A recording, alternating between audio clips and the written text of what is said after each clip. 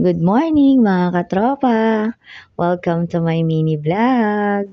Ngayong umaga mga katropa, nandito ako ngayon sa market. Ipapakilala ko sa inyo ang aking mga kaibigang igorot. Andiyan po si Madam Jane, yang naka-orange. Siya ang may-ari ng gulayan, si Madam Jane. Nahihiya daw po sila mga katropa kaya ayaw nilang tumingin sa camera. Ang dami nilang mga paninda kasi kadarating lang ng mga tinda nila daw, yun ang sabi nila.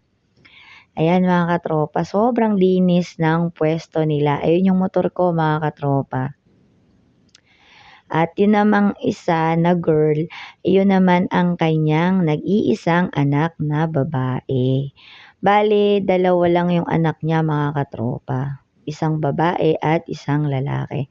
Ayan na nga mga katropa, may nakakarga na sa motor ko na gulay ulit na pinagbalakbakan ng repolyo. Yung balat ba mga katropa ng repolyo, yung mga tinatanggal na green na balat, yun yung kinakain ng baboy mga katropa.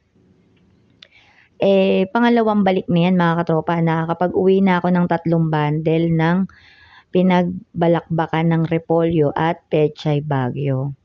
Nakakatuwa mga katropa kasi napakalinis talaga ng pwesto nila Bali ang mga gulay nilang paninda mga katropa, napaka-fresh talaga kasi galing pa yan sa Nueva Vizcaya mga katropa. Taga dun kasi sila mga katropa.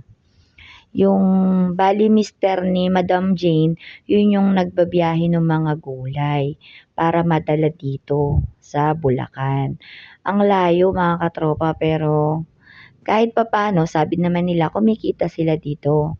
Kasi doon kasi sa kanila mga katropa sa dami ng nagtatanim ng mga gulay, mura lang talaga yung pakyaw doon. Kaya pag dinala nila dito, kumikita sila. Ayan si Inang mga katropa. Ayan, nakasilip si Inang. Alam nyo ba mga katropa, 83 years old na yan. At siya ang may-ari ng pwesto na yan. Diyan nangungupahan si Madam Jane kay Inang. Ang sabi niya sa akin, ang sikreto daw, kaya daw humaba ang buhay niya, umabot na siya sa 83 kasi daw mapili daw siya sa mga pagkain. Ang gusto lang daw niya talaga ay isda at gulay. Sa totoo lang mga katropa, sabi niya hindi daw talaga siya kumakain ng manok.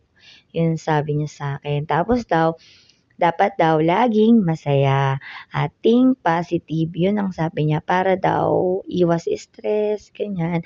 Lagi lang daw dapat happy. Yan mga katropa. Yan si Madam J, nakakatawa naman, napakasipag nila. Yan, kumakaway na siya ngayon. At nagpapasalamat talaga ako sa kanila mga katropa sa patuloy na pagbibigay sa akin ng mga gulay para sa aking alagang mga baboy. Yun lang mga katropa, maraming